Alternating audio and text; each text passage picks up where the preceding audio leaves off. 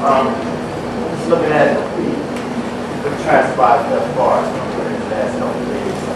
Speak up a I little. truly believe that what is happening had to happen.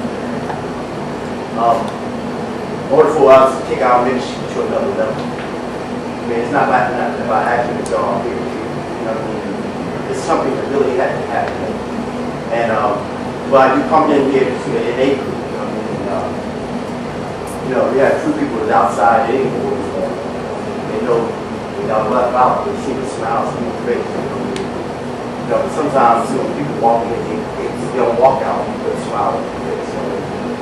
But you can hear like inside the group themselves, people talk about spirituality. You see how they set this one point in their life, and as they start to grow each and every day, taking these steps, then they become powers within themselves, which is called God, which is Christ, Savior. You know what I mean? And I'm truly blessed just to be here because we wasn't even supposed to be here right now. You know what I mean? Because we just want to go to another venue, but we're here. You know what I mean? And and sometimes we had the music on out there, it's kind of distracting to me, so I kind of address it over. It's not as bad, but I can still see the tension, not the tension, but just the spirit that everybody's trying to be in tune with what's going on. We learn from each and every one of us, and I just want to bring up the point about prayer. So that's been like an issue with me because I just want to throw this out there because talking about prayer that we can actually just come out of our heart with. And it's prayers that in my early part of my Christianity I had to write down because I didn't know how to pray. When all else failed, then I go to the Lord's Prayer. You know what I mean? So that was like pretty much catch me over. But I had to do that when my early part of Christianity when I first came back to Christ because I was given a responsibility in my church to do the Father's prayer every Sunday. Then after a while, then I know that when we said the Father's prayer, that people had issues with their Father, so we had to change it over to the God. But I didn't know how to pray, so I had to write my prayers down. But it was for a corporate, it wasn't for myself, it was for everyone. So when I did do my prayer, I had to write it down for everyone. And I was doing this on several occasions, every week, for months, maybe for years, you know what I mean? So one day I didn't have that prayer, I left it home. And I got up here and it came, everything just came out. And I was really surprised about that, Because sometimes right now, you had to do it on 3 occasions every month, then, it gets repetition sometimes, you know what I mean? And some people might know my prayer more than I know everybody. That's me. But then sometimes I'd be reading some of my notes and I go back and I find these old prayers. You know what I mean? It might be someone that never heard this prayer before and I just put it out there. So I just want to know, is there a problem with that? You know what I mean? Coming naturally, what some people can do. Then you have some that want to come back and just do. I know when using the least job in your car, you can't write that down, you know what I mean, and do a prayer, but if you had the time, then you could be home, sit down, things just thoughts just come up, and you just want to write it down. I know Bernard Weeks was saying sometimes when something comes to you, you need to write it down, and that prayer might be a prayer that you need to just throw out there to people.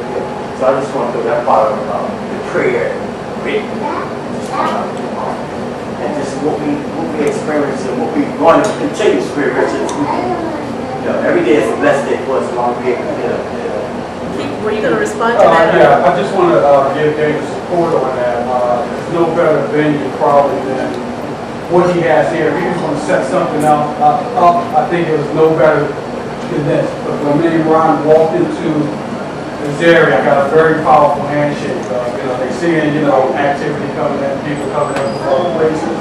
They don't know who I am, but I didn't know who he was, but I felt the warm welcome. So I just think that, and when I came to meet Dan, when I started my company, we were talking about eating and things like that. When I came in, I met Dana. I see, he was playing chess with one of the neighborhood children. So I got some form of attachment here, and you know, everyone's like George came out, met George a few times, and there is so it's very powerful right now for the venue. I say for the community because I feel something very powerful is going to happen to our people. Something has to change. We can't be like this, and I think right here what you got going on and what y'all have going on right here. It's very powerful. That handshake. What we got going on, not y'all with them. What we got going on. Well, I'm just saying as a community, I'm speaking on the whole because the powerful handshake that I came through the door of a stranger I don't even know gives me indications of, you know, it's very inviting for us to understand. So I just wanted to share that. I feel very well. There's one more thing, George, I think this reference to, I kind of mixed it when I was leaving out, reference to, like, you know, Sundays and stuff like that, for the intercession and prayer. And I was telling you about, like, all these seats that y'all sitting in, tables, touching, and all that kind of stuff. It's been anointed, so. That's why the spirit, the spirit about that. Keith, you know, what James is saying is that when we say we, even if it's just today, the moment, your presence has enlightened the atmosphere. So even if you're here for a moment, 1 second, your presence is important. So it's we. You know what I mean? So I just want to just make sure again that, brother, I'm telling you, God, I'm thankful, I'm blessed that you're in my life. And we don't need to get it. So I just want to, this thing about having dominion is so powerful that I was looking at some scripture, and I think Kathy gave an example of her, but I'm looking at the 2nd chapter of Matthew, and I'm just going to read a couple verses here, and I'm going to try to explain it. Okay, it says, verse 1 here in Matthew 2 says, now when Jesus was born in Bethlehem of Judea, in the days of Herod the king, behold, there came wise men from the east to Jerusalem. Now the question is, if he was born in Bethlehem of Judea, why did the wise men come looking for him in Jerusalem? Surely God knew where he was leading them. See?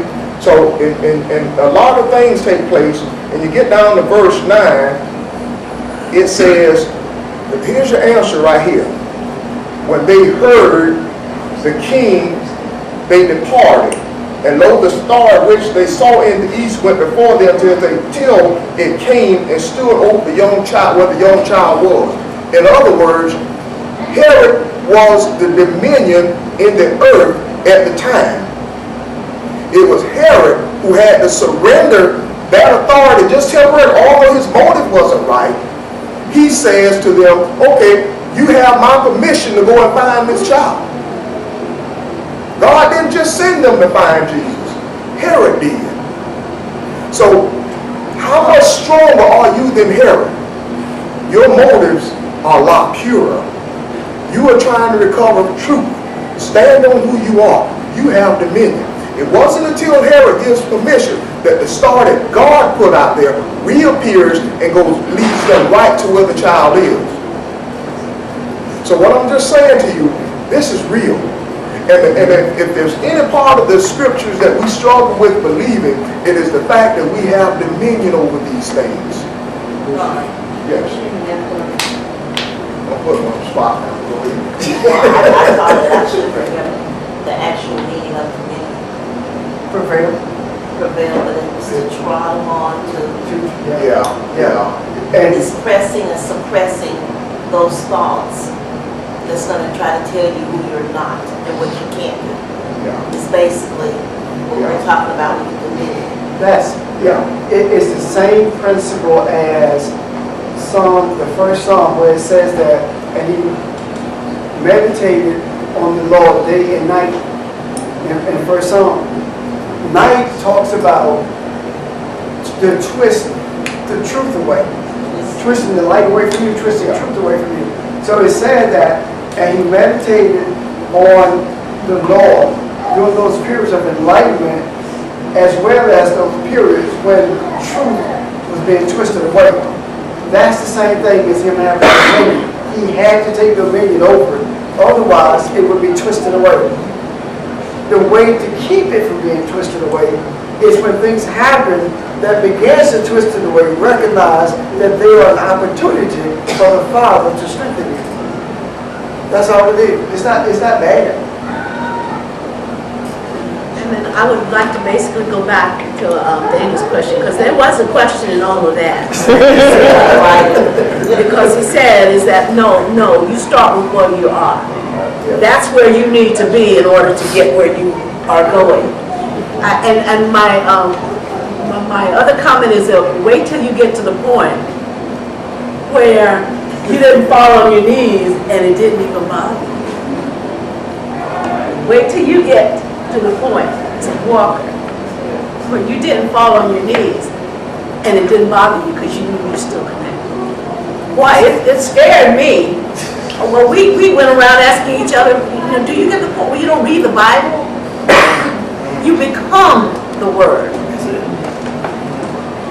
So, anyway, it just blows your mind. And it's going to trip you out more when you may not form any words at all.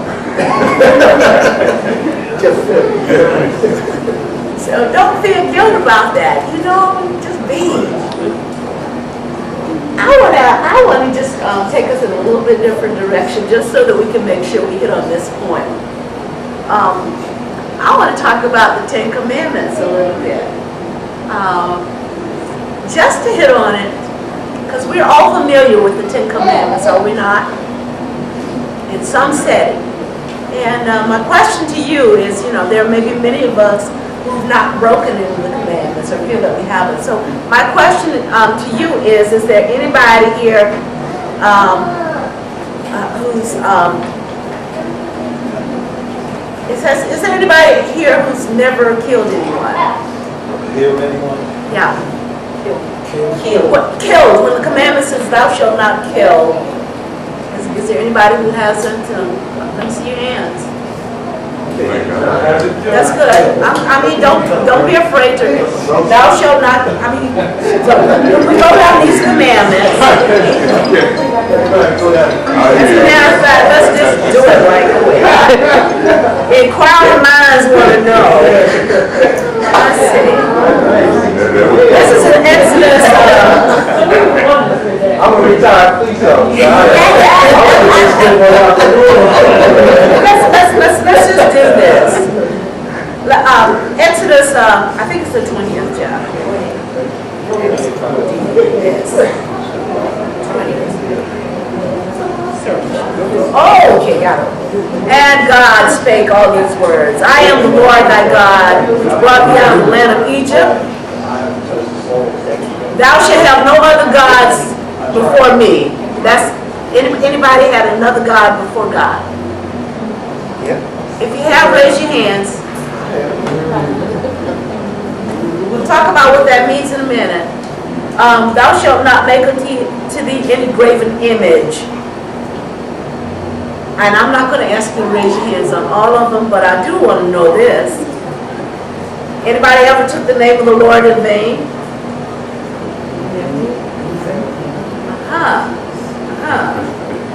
Remember the Sabbath day to keep it holy. That's another commandment. Anybody ever killed anybody? It says thou shalt not kill. I'm serious. I'd like to see a response on the ones that I asked you specifically. Anybody ever killed anybody? Anybody ever not killed anybody? Anybody else? Well, let me rephrase that. Put your hand down, Pastor. Phrase it. And don't you respond to this, please. Anybody ever not killed anybody? Okay, got hands. Anybody ever not committed adultery? Okay, good. Anybody ever not stole? Not bear false witness? Not wanted something that our neighbor had? Anybody ever not done that? I know I have, so I can't lift my hands on that one. Let's in the next brief time that we have, let's talk a little bit about these commandments and what they mean, because we get that foundationally in our churches. I got it foundationally. Thou shalt not kill, thou shalt not steal. These commandments were given, if you remember, to Moses when he went up into the mountain. The mountain meant also not only the physical mountain, but another level, a higher level of awareness as well. Things in the Bible not only mean what they look like on the face of it, but there's an underlying meaning called the esoteric meaning, the hidden meaning. So, when he went up into the mountains and he was given the 10 Commandments, the first time he was given these commandments, he was given the esoteric, the hidden meaning. And it was written in white on sapphire. And when he came back down and saw what the people were doing, that they weren't ready for this level of awareness. That's when he threw the stone down and went back up. Remember that. Second time, the commandments were engraved on the stone, carved, became a part of, meaning part of that stone had to be cut out for the letters to be made. And the first one is, the commandments are sort of like divided into two sections. One section deals with man's relationship to God. The next section deals with man's relationship to man. The first section, I am the Lord thy God, thou shalt have no other God before me, deals with man's relationship to man. But in another one it says, thou shalt not steal. Who do we steal from if it's not another man? So you see what I'm saying? Are you following me? Talk to me so I'll know you're following me. Otherwise, ask questions so that I can. Okay, all right. Let's go to the first one. I am the Lord thy God. Let's go to the very first one. Talk about what this means. And teachers, jump in whenever you like, as you always do. So, just reminding you, thou shalt have no other gods before me. And what does that mean? It means go to the top, go to the Most High. Go to the one without limits, without boundaries. That's not bound in a box of our finite minds. That does not even know what time is, because time, this one exists beyond time. This one exists beyond space, yet is part of who we are. That's the one that we're talking about. The nameless one. Because any label that we put on this entity, this creator, this source of the breath of all of our lives, could not capture the fullness of the essence of the creator. Any name that we put on the creator would limit that creator by the boundaries. Words are containers, right? They're containers. They're containers for thoughts. That's what words are. And so there is no thought that we have that would capture, that we could put in words to capture this creator. That's what this means. I am the Lord, your God. Thou shalt have no other gods before me. What does it mean when it says no other gods, though? We have many gods today. Do we in reality have many gods today? Or do we have a concept, do we have an idea, do we have a conditioning of many gods? We have many gods today. Anything that we put higher than the Most High can become our God. Whether it's a sports celebrity. In actuality or in imagination? Actuality meaning disillusion as well as imagination. Because until we come to the knowledge and become aware, of the Most High, who it is, we live our lives as if we are disconnected from the source of our life. Absolutely. And anything that separates us can be perceived as our God. Right. Because in actuality, we're never separated. God is the very breath we breathe. However, because of the conditioning, and you all mentioned earlier, the paradigm shift that we have to met, we think that we're separate. Therein is the issue. You're never separate, never have been, never will be. You are exactly right. What have we been taught? What do we learn in the churches? God in heaven. God, we learn that God is out there somewhere. perpetuates this idea of separation. He's in heaven, he looks high, he sits high and looks low. Those are the things that are perpetuated in the church, such that people believe that there's a separation. And so based on that belief of separation, even though in reality we know there is none. Anybody ever forgot to breathe? Any of us ever forgot to breathe? God is breath, and that breath is spirit. Nobody ever forgot to breathe. If you ever did, you become separated from the body, but it goes back to its source. And then you're still not truly separated. So the issue is, people are not aware, and so yeah, because of their lack of awareness, there are other gods, whether it's money, there are people kill themselves because of money, whether it's the internet, whether it's sports figures, I want to be like Mike, whatever that separates us, that causes a division from us really truly knowing ourselves. All those things are gods. And it says, thou shalt have no other gods before me. It didn't say thou shalt have no other God before me. Therein lies some difference. Anybody else got anything to comment on that? Yeah. There's a whole lot of inconsistency in the way Christianity is practiced today. We don't say. It's a well-kept secret. That's what we do here today. To shed light on it. Number one, if you are monotheistic, believe in all-powerful creator or being, then when you talk about the Ten Commandments, like thou shalt put no other God or gods before me, if you believe in a monotheistic God, God is omniscient, omnipotent, and omnipotent, all-powerful, ever-present, and knows everything. That leaves nothing out.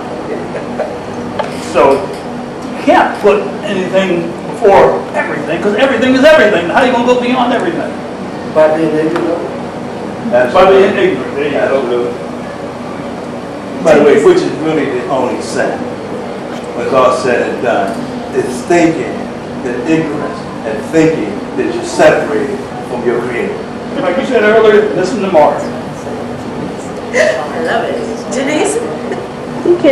But I think we can believe that and behave in a completely different manner. Or we may say we believe that, but give all of our time and our attention and our energy to something else. And at that point, hasn't it become a God? Yes. We're saying it, but we're not being it yet. Yeah. And all of us are there in certain things. Is there anybody who's totally perfect at this point? We are. Yeah, we are. We are. But we have to know that. Well, if you're talking about the esoteric thing, the I am in there, that's perfect. Exactly. See, we got duality. We got the material stuff, and we got the real stuff. And But whenever we you are separate, perfect. whenever you get those confused, We are perfect. We are perfect. That is that part of the great I am. We are perfect. We just have to know that. That's what Calvin was talking about in terms of dominion. Until we're aware of it, we act like we are slaves. We act like we are subservient to everything, to it's this the whole thing. illusion. Let me interrupt you, but it's not me, it's the Spirit. James, when you talk about the paradigm shift, that's what we're talking about. Take the thing, turn it upside down, and get the real deal. Like the tree of life, turn it upside down. Give a real meal deal. Is that what I heard you say? Thou shalt not make unto thee. I'm sorry. I want to say something. Thank you. Okay, when it says thou shalt have no other God before me, this is the same word. Thou shalt not have no other Elohims before me.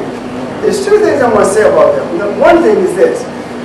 It's translated here as gods, but it's not translated as gods when it says in the beginning God created.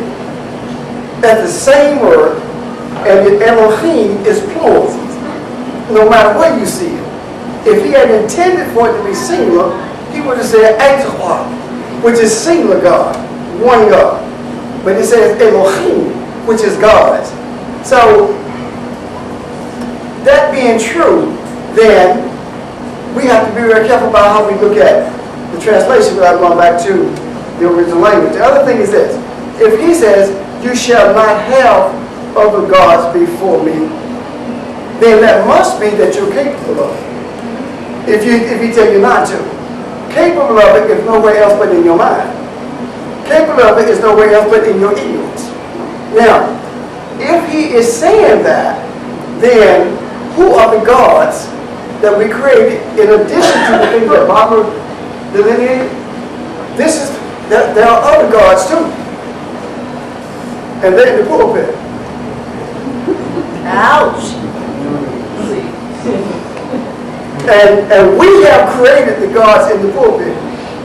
We don't care what they tell us, we agree with it. We don't care how they treat us, we still stay. We don't learn nothing from them, but we still praise them. And I can say this from experience. Because I'm a pastor in a pulpit and been in the pulpit for 33 years. Now, one church that I had, the reason they got upset with me is because I would not let them have anniversaries for me anymore. And that led to my leaving. That sounds crazy, but when you look at it, what happened is, if the anniversary was not about me, it was about the God they saw me to be. So they had created a God, and the God that they had created was Elohim, but they didn't realize who the God they had created. So out of their ignorance, I was God to them. And they did things for me, I'm telling you, they built those podiums for me to sit on, people for me to sit on when we were escorted in. They brought my best friend, they flew him in from Florida to speak, and there were people hung around the corner. You know, all these things they did. And I was, if you want to put it that way, living a high life in terms of pastoral living, I had a great time. Until I sat on that podium and I heard the voice of my father say, he said to me, who's God? You and me. This is not an anniversary. This is a coronation. And the next day I told them no more. That's when the trouble started. So what I'm saying to you is this. I say that so you'll understand that I'm not beating up on people in the pulpit. I'm dealing with the reality of it.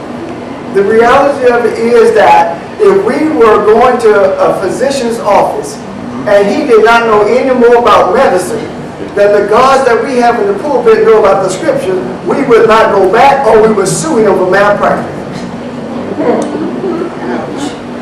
So that we're here to deal with truth. We're here to deal with reality. And I have to deal with the reality of what I have experienced, and the reality is what's continuing to go on. We have to recognize that the ones that we have created in the pulpit, we serve them. They don't serve us. And we have turned it upside down with the wrong way. We are the servants. We are the ones who are supposed to take the brunt of the trouble. When I say I cover you, no matter what happens to you, it comes through me. I'm the one who needs to sit up at night with a broken heart, not you. Rather than recognizing what we have created, we get mad, but we stay where we are. We don't change. We get upset, but we lie to ourselves to justify keeping the deity in that pulpit. And earlier you said something about denomination. The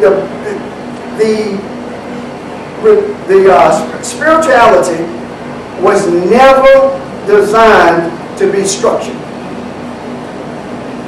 Never. In the way that we have structured it. Spirituality was never designed to be a part of your life. Spirituality is life. And everything that you think, you breathe, you do is spiritual. And when we can segregate it and call it a denomination, religion, or whatever we want to call it, whenever you can segregate it, all you are saying is, I can lay my religion down, or a better way is, I'm disconnected from my Creator when I want to be. We have to deal with what's real. We cannot allow, the reason kids don't go to church when they get old enough not to go is because they don't get their questions answered. And if you can't answer the questions, then come out the pulpit. If your kid's in school and the teacher can't answer the question, you go back to the Philadelphia Board of Education. You're going somewhere. And this is more important than an academic career. This is eternal. This is who we are. This changes everything. So, and if I sound passionate about, I am, because it hurts me to see people refusing the truth that's in their face. When people show you who they are, believe it. Believe it. And deal with it accordingly. Because you can't change anybody. They can cover it up, but they're still the same person. So the other thing I want to say then about this first verse is honoring God in yourself too. No matter who you are, where you are, you have that spark of divinity within you. Sometimes it's covered up by lots of baggage.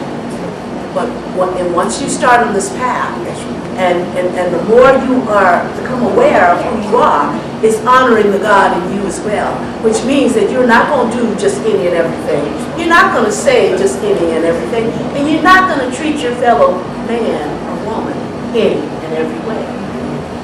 Yes, but what are some practical, spiritual, practical ways that we can come where this great Elohim, I am, God presence within us? What are some practical things that we can do to become more aware of this God?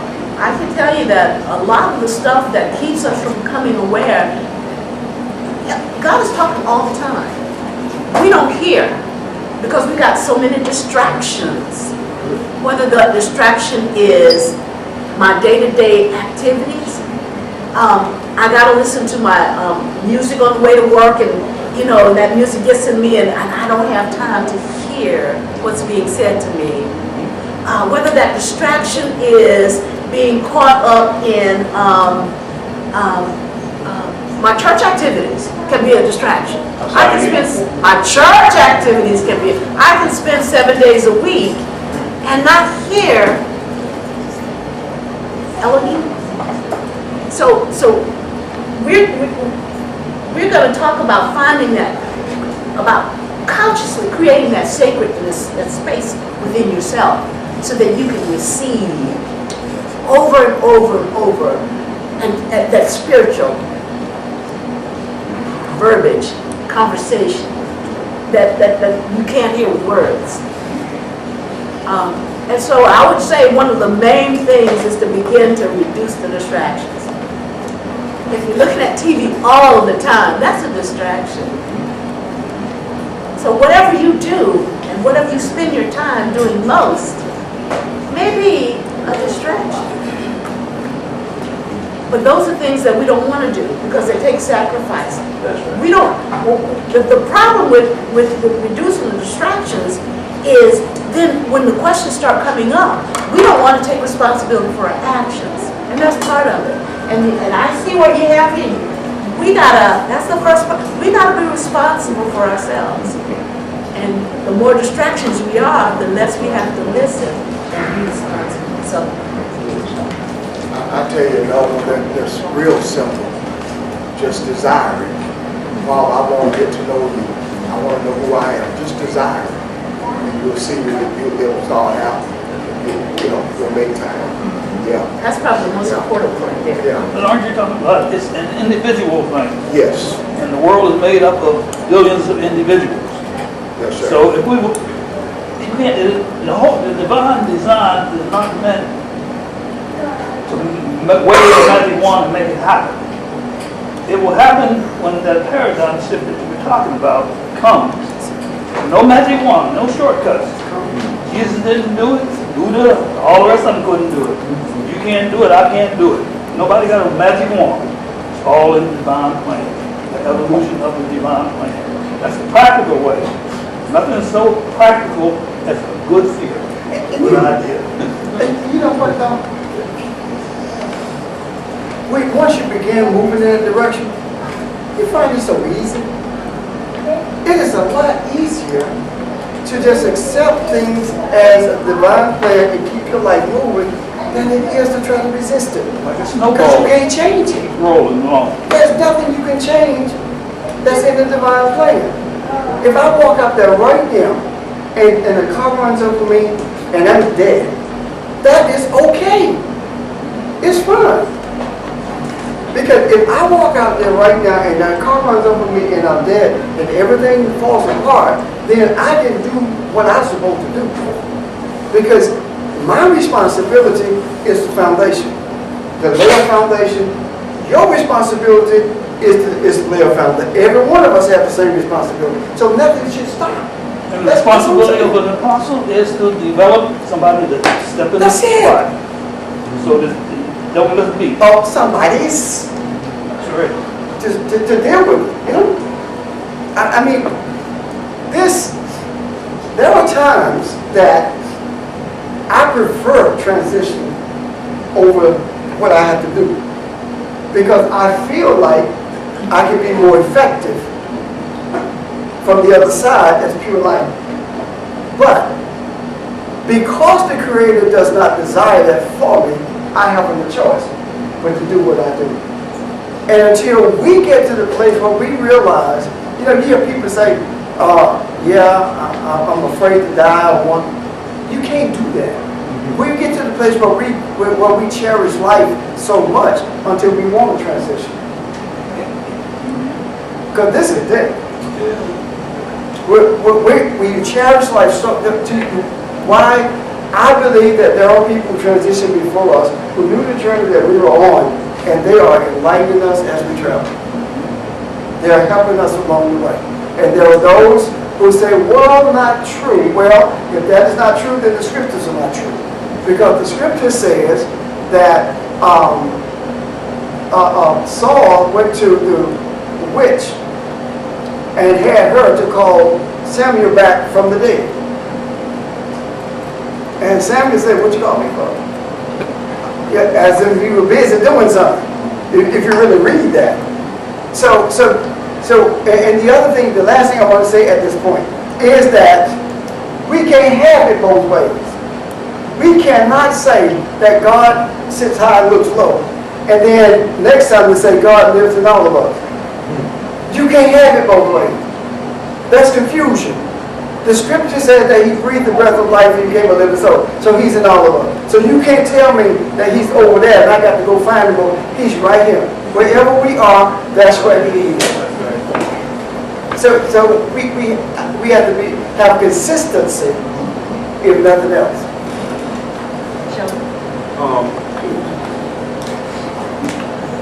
One thing, every place in the Bible or in the New Testament where it says or refers to Jesus as the Son of God, that Greek word is huios, which is supposed to be the Son, and it actually means it's not the Son, it's actually a son. It's the same exact word that talks about Mary and Joseph having a child. His name should be called Jesus, and his name should also be called Emmanuel. It's a son there, but it's the same exact word. Now, with that said, to your question you asked, what's something practical that you can do? Starting off, very simply, knowing now what you know is that you are Elohim and you are God, and that everyone that you encounter is also Elohim and is God as well. At first, you're just going to be telling yourself that, and you're going to deal with that person accordingly from your heart and have compassion with them. But what will begin to happen is that I'm not going to say it's going to become more and more part of you, because it's already part of you. It's going to become more and more natural, and you're going to feel more and more comfortable in that. And what's eventually going to happen is you're just going to walk in that, and that's going to be you, period. You're not going to have to consciously think about it. And once you do that, also your awareness will automatically be open more and more and more as you go on. So that's something just very small and practical that you can do. Thank you. And that's just the tip of the iceberg on the first verse, on the person. It's just, the second one is not making any graven images. And again, that has to do with limiting God by our finite minds through shape or form. But the other thing about graven images, if I am Elohim too and created in the image of the Most High, I can't say that I am just a prostitute, or I'm just a drug addict, or I'm just this, just that. Because I'm calling myself other than what I am. I'm making a graven image of that which resides in me. So if you get a grasp of that, even that, helps move us to the level of awareness that it doesn't matter what I did or what my body did, the true me is perfect. The truth of who I am. I can't make a graven image and just and minimize it by limiting it to this worldly experience or this earthly experience. Does that resonate? It resonates very well. Then I'll move on to 3 unless there's a third one. Thou shalt not take the name of the Lord thy God in vain. I'm not reading exactly here because it says, thou shalt not take the name of the Lord God in vain, for the Lord will not hold him guiltless that taketh his name in vain. So what does that mean? That's not saying, oh my God. That's usually what in the church we used to say, don't call him the name of the God. But it's deeper than that. It's asking for anything that's out of the will of the Creator, for myself or for anybody else. That's when I use the Creator's name to ask for anything that's out of the will of the Creator. Can anybody say that another way? Or does it resonate with you? The reason I say resonate is because we used to say, does that make sense? And the sense has to do with our finite minds.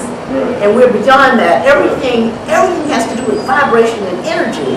And the resonation hits us at a deeper spiritual level than the sense of our finite minds. So that's why I always say, does that resonate with you? Pastor? Vanity. Thou shalt not use the name of vanity. It is when we talked earlier about praying for stuff and only including our families, that's used the name in vain. That's right. Because we are minimizing and trivializing the essence.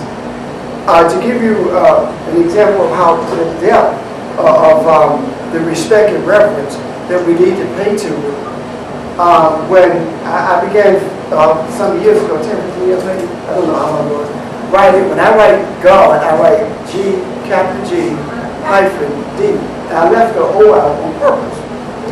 And it was to remind me that I needed to be reverent when I spoke it, saw it, read it, etc. Lord L-RD. Only to find out later that that's how the sages were doing. Of old. I didn't know that then, but that's how I began to do it.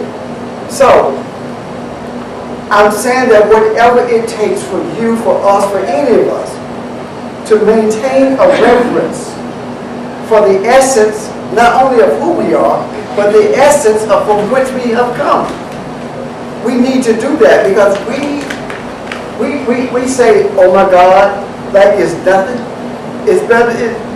That's vanity. we use we use God's name like we use each other's.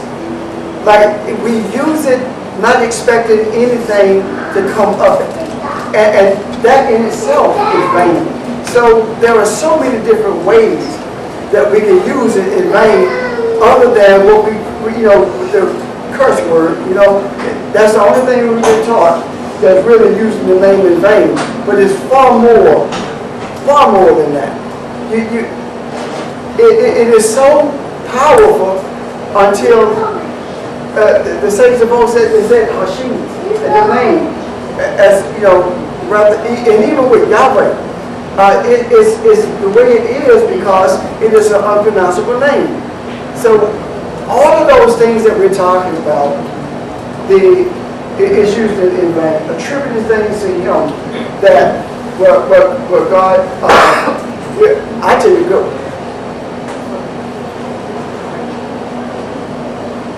When you have two teams playing each other, and you pray and ask God for you to win. Yeah. Why God gonna make you win? Both teams are praying for the same thing. It's more, the game is great because it gives discipline and opportunity to open people up. But don't make people think that well, God, if you lose, God will with you. Because that's what happened when we pray and ask God to win, and both teams are praying for God to let them win. Then the one that lost, then God didn't bless him. That's a wrong image to present. And in actuality, you end up presenting an engraved image because you're holding them out and allowing something to be under that ship. And the kicker is, we've been talking about us not making graven images by calling ourselves other than what we are. What about what we think about other people? We dishonor the divinity in them by calling them other than what they are as well. That old drug head on the corner, the names that we give, the labels that we use, that's not honoring the divinity in that individual. Right. So we go back to the esoteric, the metaphysical, the inner meaning of the so-called golden rule: do unto others as you have to do unto you. If we fulfill that, then we don't think and we don't feel towards others what we don't want them to think or feel towards us, because thought is the ancestor of all action. Exactly.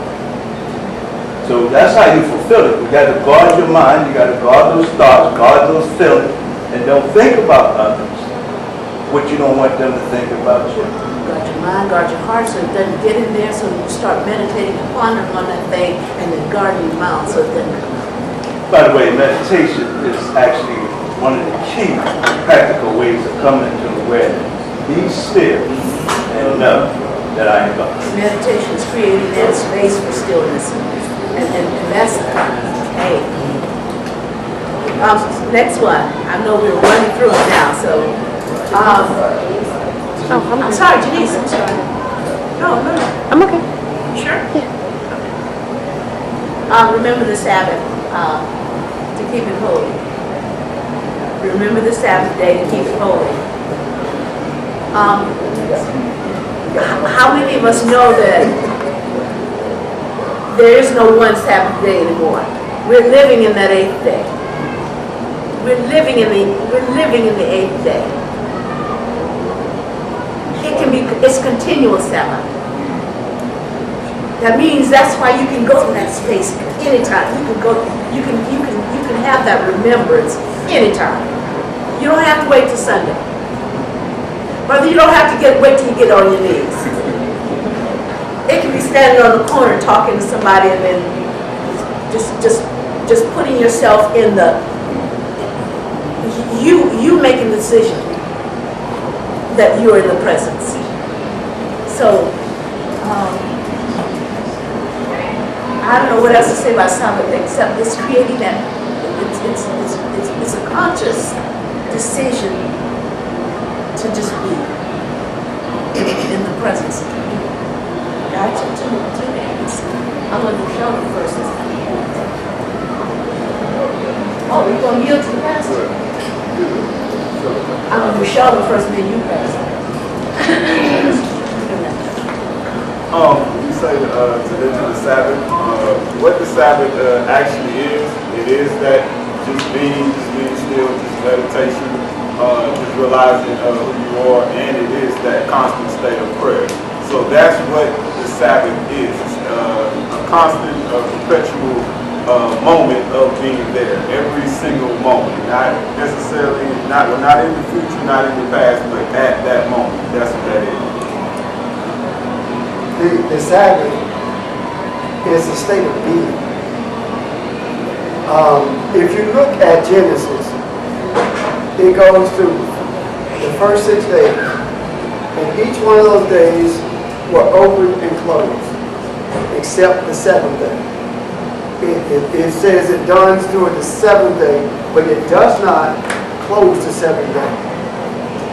So the reason it doesn't close the 7th day is because the 7th day is the state of being where man, when he reaches his highest state of his attempts to perfect himself, he has an opportunity to see the light that created him.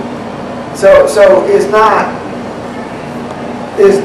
a day that's on the calendar. As we look at the days on the calendar, it transcends all of that. Because if the Sabbath if we are bound to a calendar for the Sabbath, then we are saying that time controls the spiritual.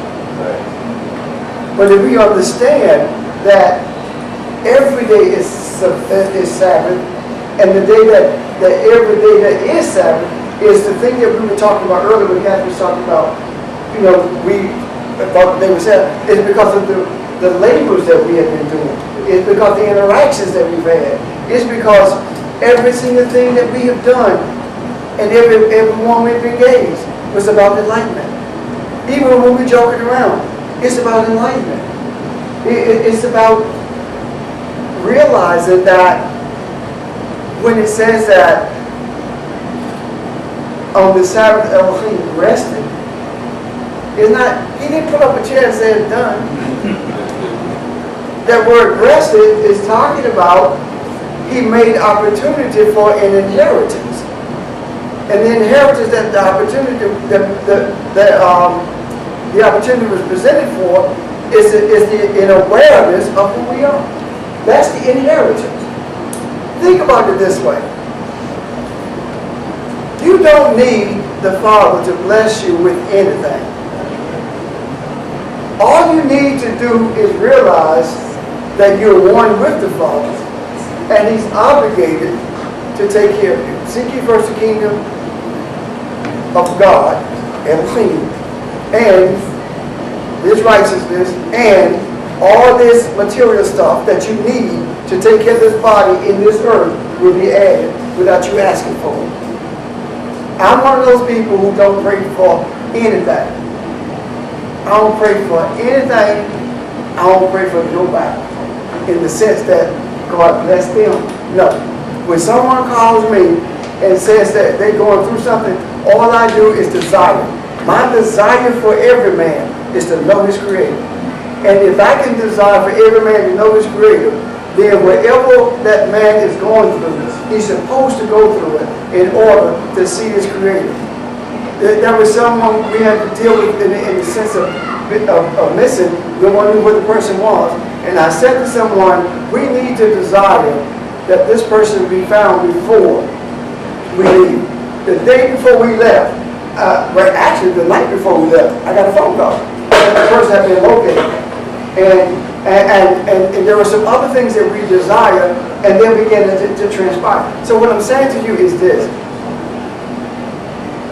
and then I always want me to talk about it. The most powerful thing that you have is your desire. That's it. Your desire. But your desire, as Audrey stated, has to have the right motive, right intentions. But that's powerful. Whatever you desire strong enough, it will happen. Every time. Dr. Jimmy Hannah? Yeah. Honor thy father and thy mother.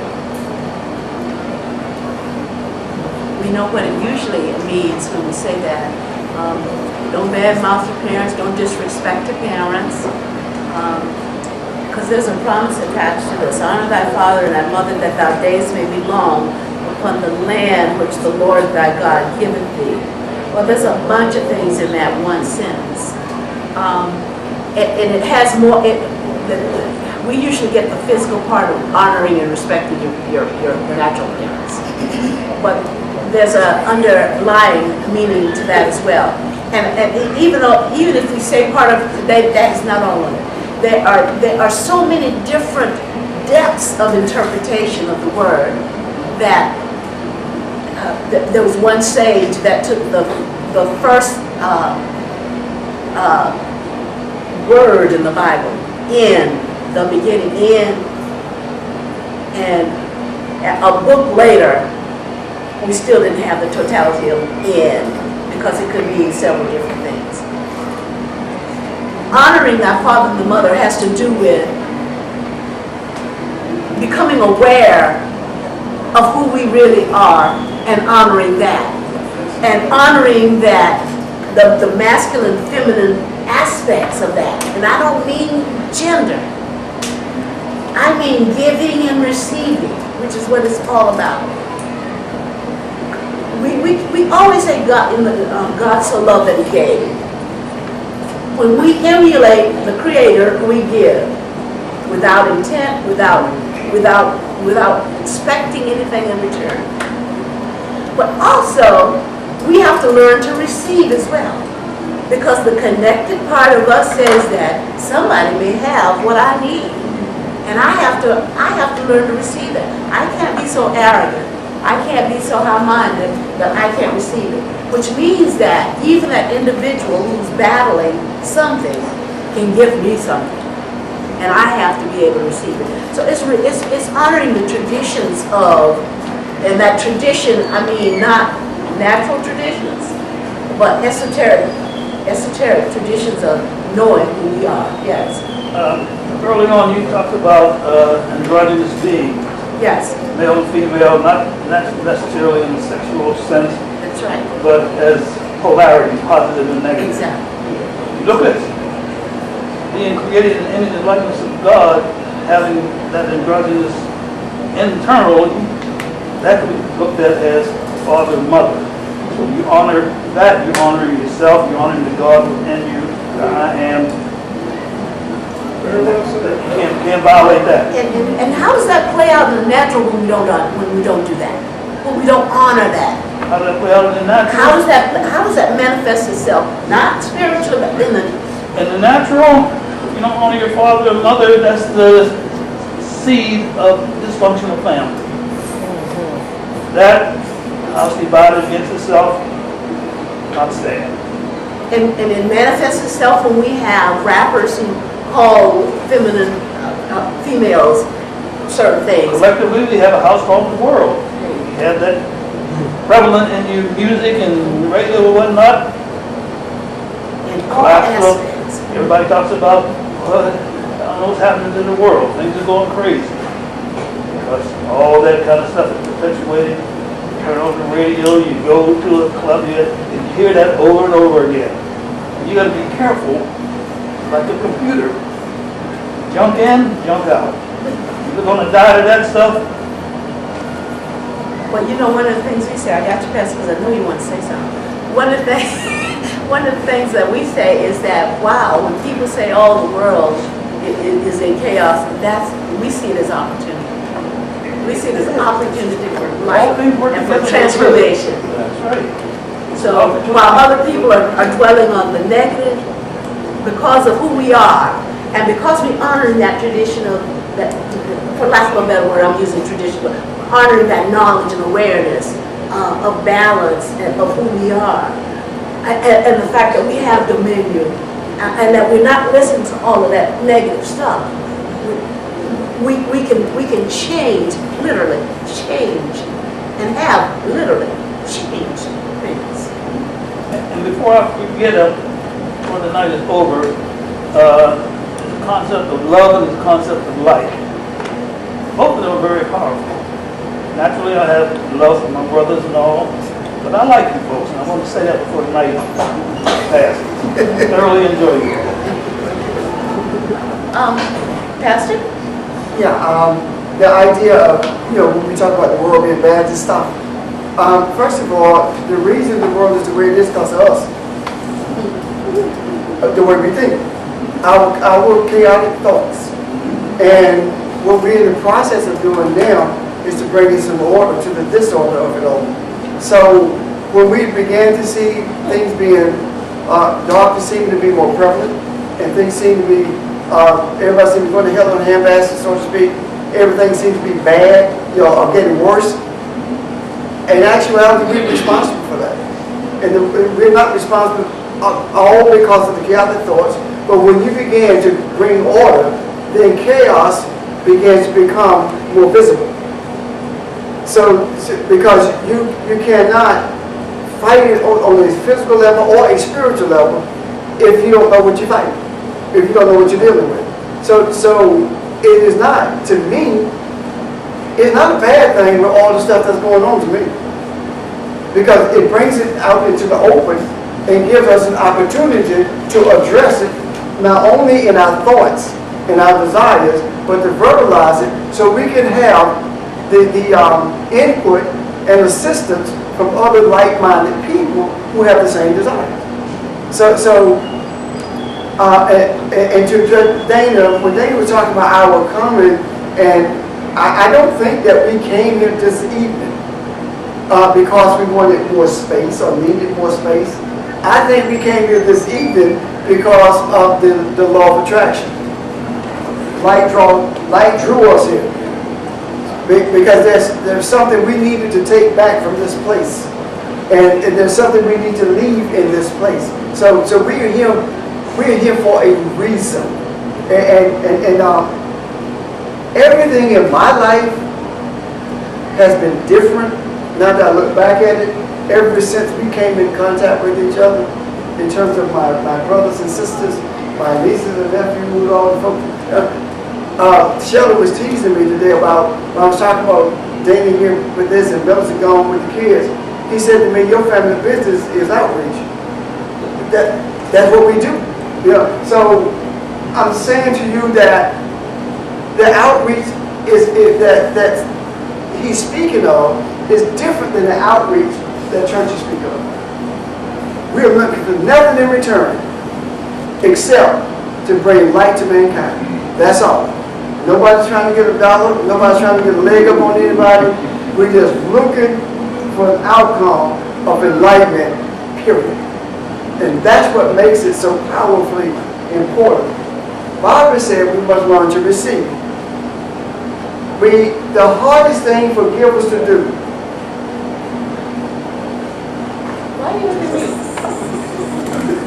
is to receive. That's the most difficult thing in the world, to let somebody do something for you. But every time that we feel, you know when you're supposed to receive it. And when you do that, what you're doing is bringing love and kindness into the earth. You don't know what kind of spiritual recompense is being made by the person who's doing the offering. So those are the things that we also have to be cognizant of, because right now, most of the people in this room, if not all, are givers, and find it very difficult for somebody to say, here, let me help you. Because my name is Cain, I will help you. We don't want that. We think we got it all ourselves. Thou shalt not kill. Let's go in there. Well, we usually think that means not taking someone's life, right? And that basically, that it does mean that. But the original word is not kill, it's murder. When one of the earlier popes had the Gospels recommissioned, they used a form of the Latin. It's called the Vulgate. They used a form of the Latin and they translated that word as kill. When the sages, the Aramaic, the word should have been translated murder. So when we see folks saying, "Oh, our soldiers are going over there murdering people because I'm killing people," that's a sin. That's not what this is talking about. It's murder. Murder is something that's premeditated. It's done with an intent to harm or to take away life. But it just doesn't mean that only. Have you ever talked bad about somebody, disparaged their reputation, called them something other than they were, crushed their dreams or ambitions? Langston Hughes talked about a dream deferred. I'm talking about a dream that was murdered. So it's not just about me. And the reason that's so important is because remember, we're talking about thoughts here.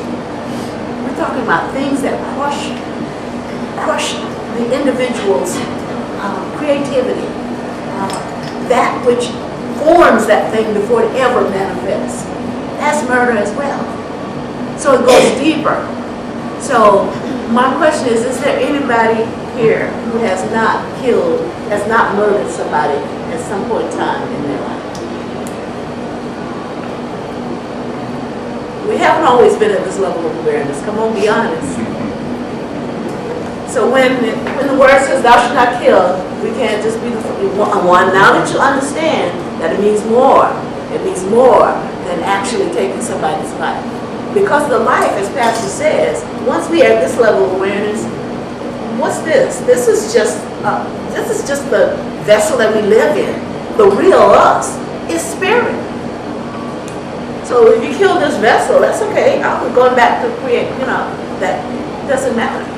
But when you kill someone's aspirations and their dreams, that's a whole nother matter. It's like you cut them off from what they could be. Does that resonate? In the Hebrew, that word for murder actually means to break or to dash into pieces.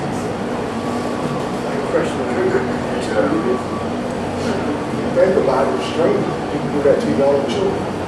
Not only to your children. You do it to yourself. Okay. When you judge others and you judge yourself, you are actually murdering. Ouch. What you're doing Did is, you guys get that? when you're judging Did everybody get that? yourself or you're judging others, you're denying the divinity that you or that thing is.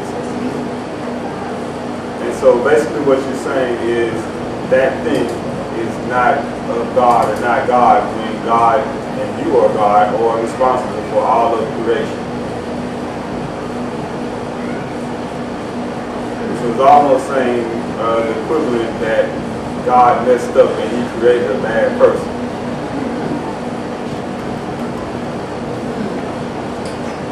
That's really heavy. So it ought to remind us anytime we say something about either ourselves or someone else, if we are I am, and we are, and we call ourselves anything other than that, we're taking away from even our very selves. Thou shalt not commit adultery.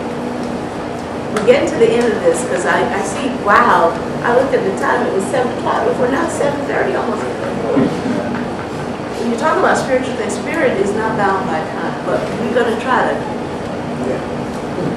be cognizant of that because, anyway, I'm not going there. Thou shalt not commit adultery. This is one of the ones that Carla said that the children asked about, what's adultery? Remember yesterday, Pastor reminded you that there's some things, some questions that the children came up with. And we've hit on a lot of those questions, and this is one that we didn't talk about yesterday.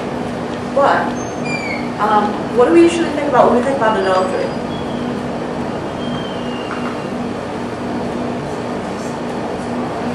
Nobody wants to be the first to say it because you know there's another meaning to it. Right. You know what we usually think about. We usually think about a married, someone who's married and sleeps with someone other than the partner. What the Bible talks about is a woman who's married and sleeps with someone who's other than the partner. Naturally, we talk about man or woman who sleeps with someone who's not their wife or husband. But it means more than that. It means, do you remember when the Bible talked about when Israel went off after other gods, and it talks about how can you commit adultery like this? It's mixing two things together that just don't mix, and it has a bad outcome. So it's not just marriage, it's not just the physical manifestation. It is us mixing this natural world with the essence of who we are, which is Elohim. And thinking that the natural world has all that we need, whether it's money, whether it's power, whatever it is. We are mixing those two things, and it's not working. That's another underlying definition of adultery. When we do things against our very spiritual nature. Well, questions, comments. We don't usually get that definition in church.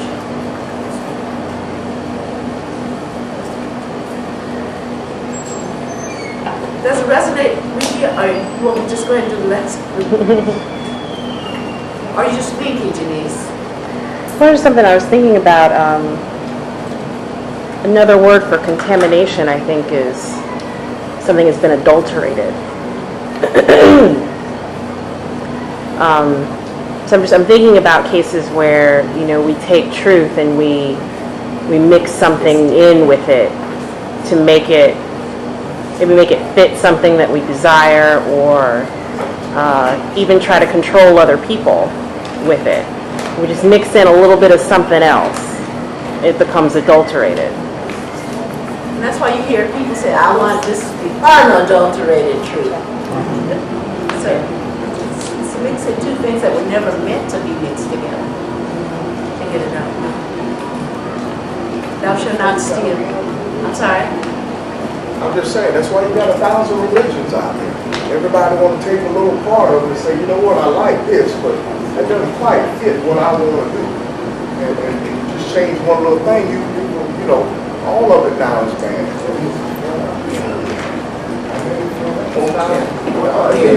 It's ridiculous.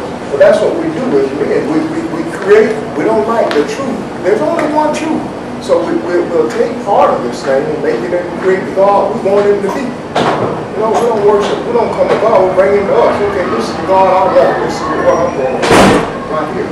But I think, again, that's what I mentioned to you, in the almanac, you know, it is now said that there's over 4,000 religions. 4,000 religions, 2012. So again, here we go. More confusion. And what they tell you is man recognizes there's something in him that wants to worship. It wants to worship something. Well, let's look at that worship. Because, you see, I think we look at that differently than what it is. Because worship means to surrender, to submit to.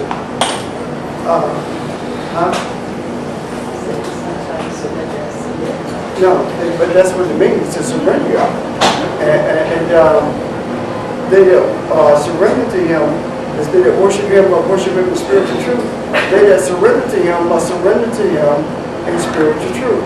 You see? So that's what surrender to the him. Who we talking about? Elohim.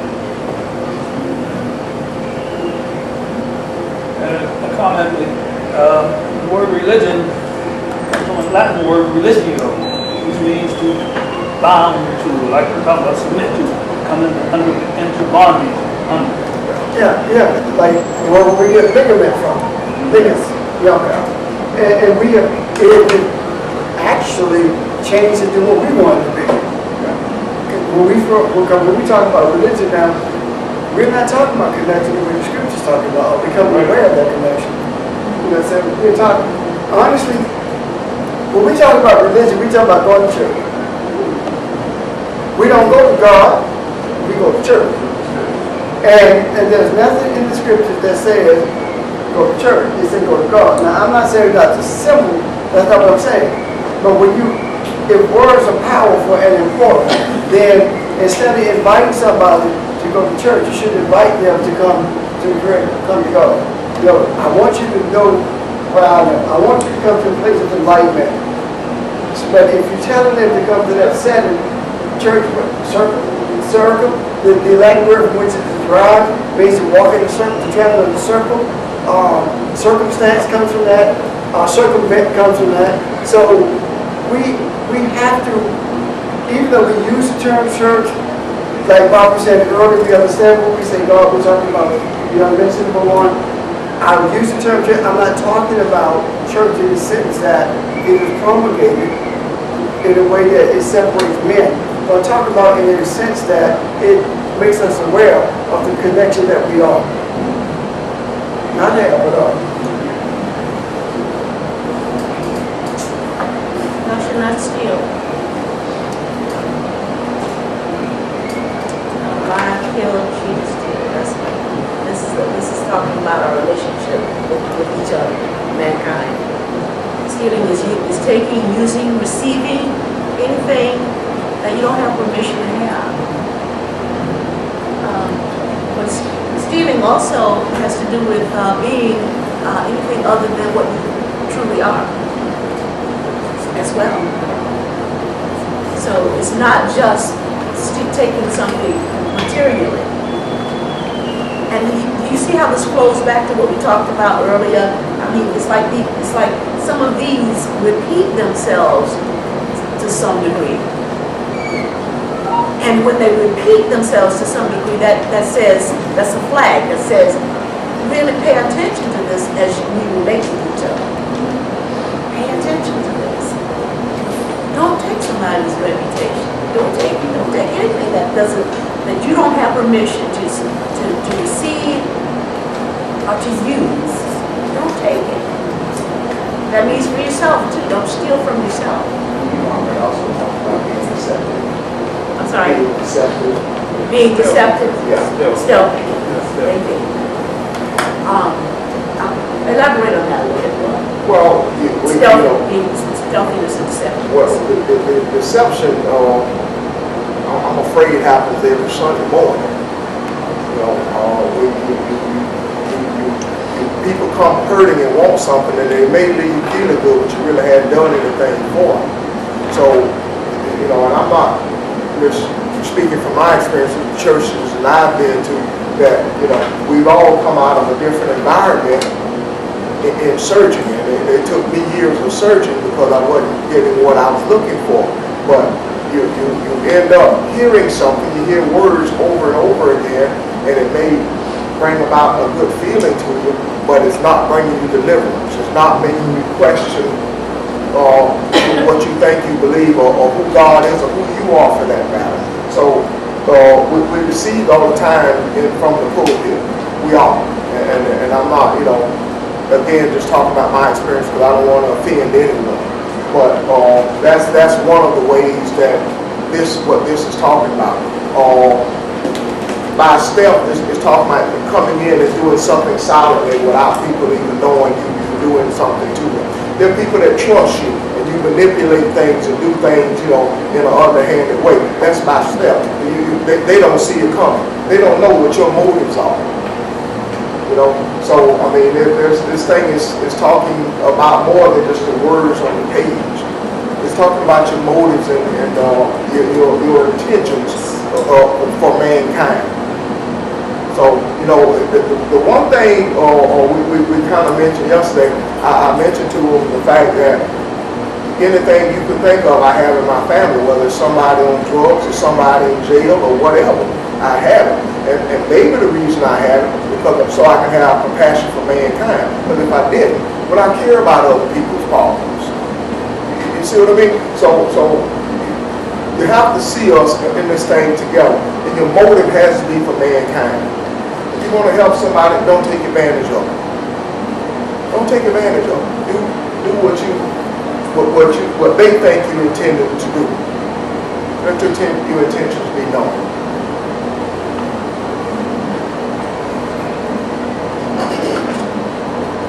Thou shalt not bear false witness against thy neighbor. What's that say? Don't lie. Don't misrepresent. Don't call your neighbor anything other than who he or she truly is. Again, it's all the same. Some of this repeats itself. So I won't go back in detail, but it's calling someone, bearing false witness is saying that someone is other than what they truly, in essence, are. You call me if you know, I have the divine spirit in me, and I do. But everybody has a divine spirit in them, and calling them something other than what they truly are is bearing false witness against that divinity in them. When we think about it that way, it's hard to call people names. It's harder, I'll put it. It should be hard. It should be absolutely possible to denigrate somebody, or to deride them, or to minimize who they are. Is to denigrate the divinity in them. Yes, sir. It also says self-deceiving prophets. Can't hear you. I'm sorry. It also says self-deceived prophet, which means that you denigrate yourself. You are fooling yourself. Whenever you manipulate other people, you're fooling yourself in thinking that you're getting away with it. You may get away with it for a good while, but something is coming back to you. And when it says self-deceived prophet, it specifically says prophet, which means that it's someone who's deceiving themselves when they're convincing other people that they're speaking on behalf of the Creator when they really are. That's what that's talking about. And I think it's very powerful. And at the same time, extremely dangerous. Extremely dangerous. See, I would rather for everyone to turn against me and walk away from me for what I believe, for my journey for truth, than for me to have to lie to you to keep you with me. I would much rather, and I got a pact with my Father. And my pact with the Father is this: if I ever sink to the level of purposely misleading and take me out of earth at that moment, I have no desire to be here anymore. None. Why did I say that? Because we are constantly checking ourselves. We constantly go over stuff that we've taught and talked about before. Because every time you do that, you see something more. It's as if this table is covered, and every time you lift the covering, you see something that you didn't see before. And it begins, it's not different, it's the same thing, but it carries you to a different place. And it helps you to see much further down the road than what you were able to see in the beginning. So this idea, now let me hasten to say this. When it says self-deceived prophet, it is not just talking about folk like me, folk like George, folk like the preachers. It's not talking about anyone who purports to speak on behalf of the Creator has called himself a prophet. It doesn't matter. Whenever you're speaking concerning the Creator, you have put yourself in the position of prophet. So it is very imperative, whether you're teaching a Sunday school class, whether you're making a speech on Wednesday, or whether you're speaking on Wednesday, it doesn't matter what you do, even on youth day, it doesn't matter what you're doing. If you are doing it from on the basis of bringing enlightenment, you make sure that you're not a self-deceived prophet. Because you do put yourself in that position. And I think the total misnomer is this. The only people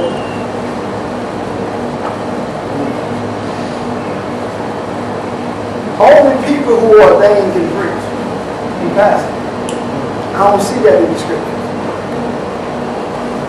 I don't see that in the scriptures. I don't see where an ordination has to be for someone, but I do see, and he gave some to be evangelists and prophets and teachers and pastors and apostles. I do see that.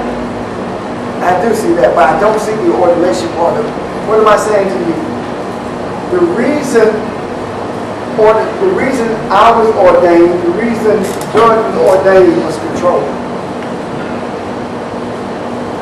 And I know this because I remember my ordination certificate was threatened by a pastor who was a moderator who did not like what I was saying. And I don't want to offend anybody, so I ain't going to tell you what I said to him. But it didn't matter what I had that piece of paper now, I went quick. So, we've done this thing through ordination so that when you say prophet, you automatically talk about us. So we make this an exclusive club that excludes everyone except ourselves. When if you look at what a prophet is and does, he's a messenger. And a messenger can be any, if a jackass can be a messenger, how come you can't be one without an ordination?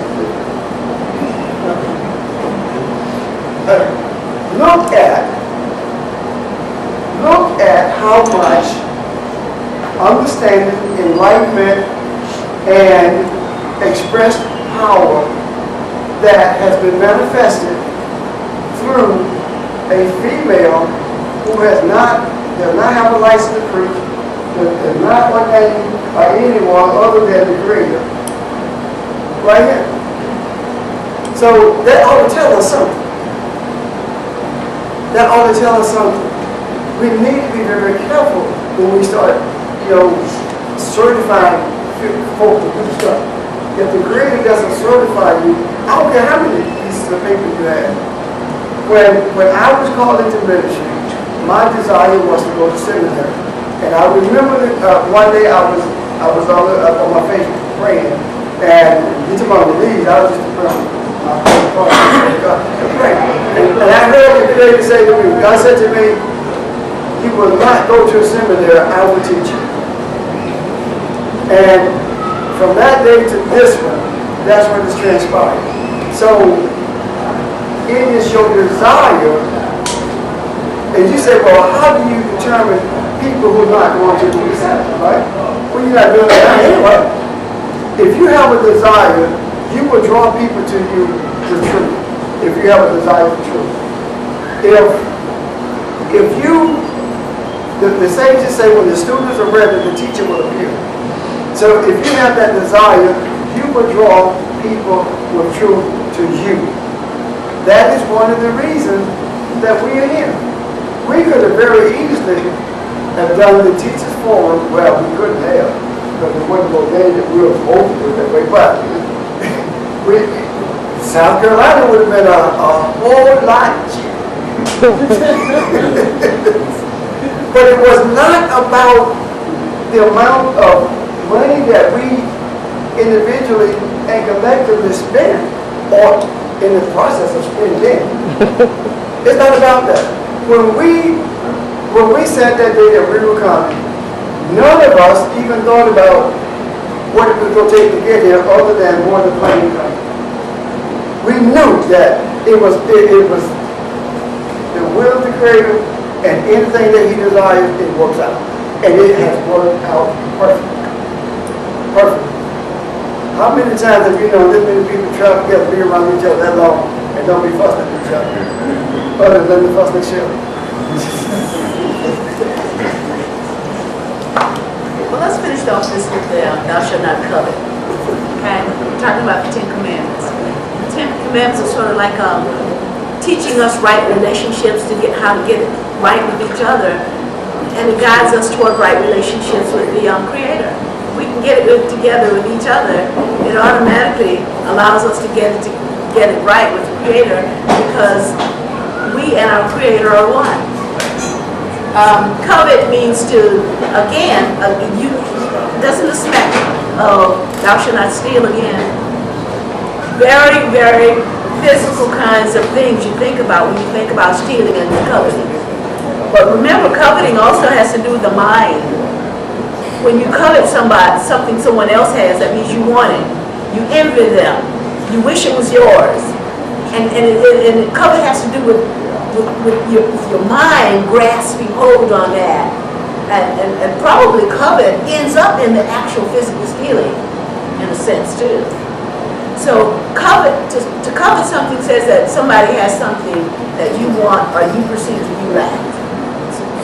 Now, if you and I have the spark of divinity, that we have the breath of life in us, does the Creator have any lack? And we are the Creator. We are co-creators. That's what the word says. We are co-creators.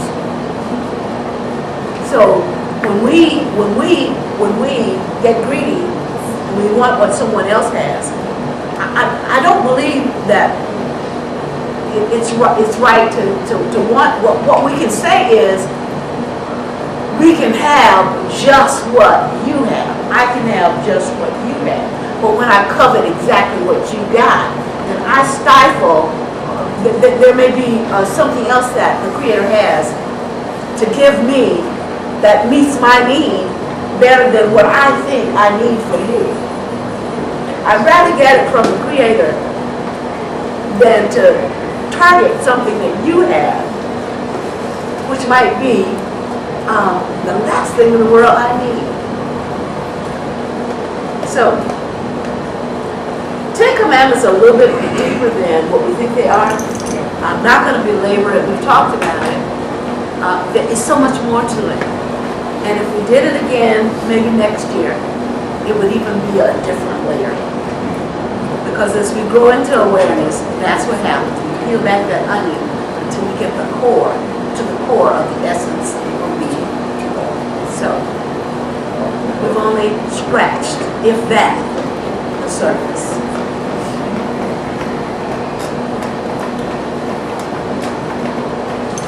That's all I got to say about that. I'm done, Okay. I think. So, Barbara made a statement that is more in depth than that. I was saying to Ron Andre that I think it took us 8 weeks to do the Ten Commandments. She was telling me it was much longer than that. And that was 2 hours plus each set. And it took us more than 8 weeks to do it. Because sometimes we stay on 1 or 2 weeks. Right? So it's so much in it. So I think what we've done is an overview. And we don't want to do an overload. So,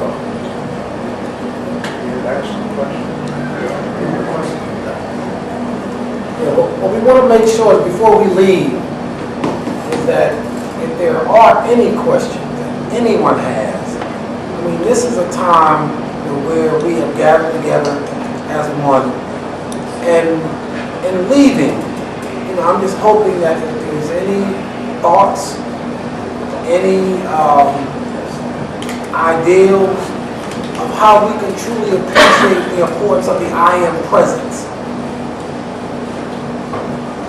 The God in action in you.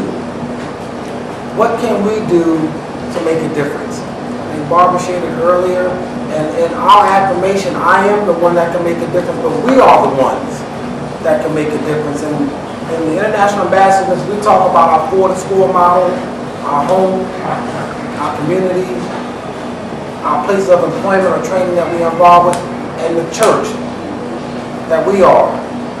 Tomorrow morning, again, we will be having a fellowship at the Palm, which is in Ardmore, Pennsylvania. For those of you who know me, you have my number. But the most important thing is, again, is tomorrow night, again, my mother is in the house, so without a shadow of a doubt, you know, I always have to acknowledge her because what she has taught us is the importance of family. And when we say family, we're not just talking about our biological family. This is our family. Everybody's here is our family. And that's what our parents taught us. So tomorrow evening, I guess probably around 4 or 5 o'clock, we all going to be at Mom's house. And what we're hoping is that, again, that, you know, all are welcome because we all are one. Tomorrow morning, we'll get into more of a study where our Men's Empowerment Network and Elder Walt, who's with us, will be actually teaching tomorrow. So the foundation will have an opportunity just to see, you know what I mean, what we do. And it's not so much about Ardmore because we're all over, we're everywhere. And like, I think today was an example in terms of how we operate. The Millicent's there, I'm here, Dana's here, and at the same time, we do have, you know, our family's in the house, amen? And so I'm just so grateful because it has been a very strenuous or involved time, but I want to just say, also my wife is in the house. And LaVon, I just want you to stay down for a minute, baby, because you know I love you. No, that's all right. She don't like to be acknowledged, but I have to, y'all, because my mother-in-law's in town, and so she's doing that thing on that end, making sure my mother-in-law's okay. That's her mom, and so I've been kind of pulled a little bit, but at the same time, again, we all are one that many. And so again, I'm just so honored tonight because this has been a dream come true. And on 11/11/11, you know, I shared with the people who know me, I have to go down south for a desire. As I said before, the proof of desire is in the pursuit. And I'm pursuing family. For those of you who know me, I just see some awesome things happening in the Lord. And I'm going to leave with this, Pastor James, brother. I am is a seed. I am is a seed. In order for I am to go where we're trying to go, it has to be birthed. The foundation from South Carolina is what my prayers are, would be the womb that can birth I am.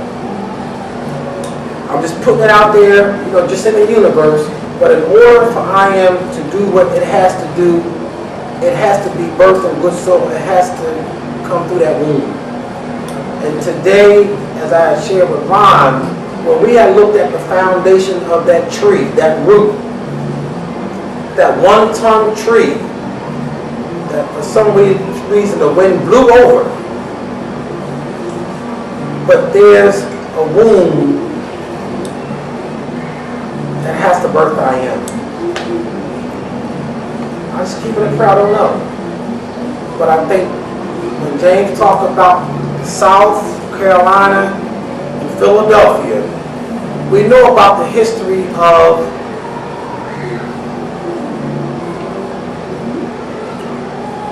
slavery. Charleston, South Carolina. We know that a lot of people have migrated from the South and came to the North. But I believe that there's a desire for wanting to come together and look at how can we be liberated and not stay in that slave ship mentality.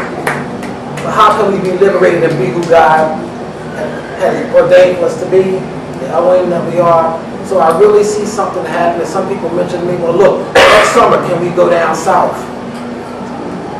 But I believe something is happening. And the time is right. The paradigm shift, Brother Walt. That love. Understand what that love is. And I think today, since you came up on Thursday, I know for me, I have a better understanding what that love is. Not in the natural, you know what I mean, but in the spiritual. So, thank you all for your presence. That's all I can say. If anybody have any questions, you don't. But this has been a dream come true because I'm a seeker of the truth, family. That's all I want everybody to know. I know better than nobody else in here. And for those of you who know me, I'm continuing. I know I have a law of attraction, energy flows, and so I'm just grateful tonight. Thank you all for receiving us in the spirit. If there's no other questions, we'll just say good night to everyone. No, I just wanted to reiterate what Barbara said on her breath. Thank you for receiving us in love as well. Without vessels, there's nothing to give. And without vessels with something, there's nothing to receive. So we have done both with each other. As a matter of fact, I guarantee you, we have learned more from you than we could ever tell you. We have learned far more than we could ever tell you. Any teacher, he teaches more than he learns from another teacher. So I'm done. Okay? All right, and if you want to stay connected, because a lot of times when we leave, we think that we have not had the opportunity to still hear and see. But on every Saturday, in pursuit of truth.org, you're able to continue to stay connected. And if you go to inpursuitoftruth.org, anytime during the week or whatever, there's also a link on there to the YouTube site. So you can go to the YouTube site. And yes, also if you tune into the broadcast on Saturdays, you do have opportunity to ask questions by typing them into the comment box if you're online, or if you're on the phone, of course, you just take your phone off and you can ask the question. And for some reason, the telephone people always be barred over those who are present physically. So tune in, listen to others. If you like it, fine. If you don't, that's okay too. 10 a.m. Ish. Ron said all about Sheldon is the one. 10 a.m. Sheldon will have between Sheldon and Denise, it should be set up 10 a.m. no later than 10:15 or 10:10. Yeah, okay? Thank you very much, everybody, for coming tonight. Have a blessed evening. See you all.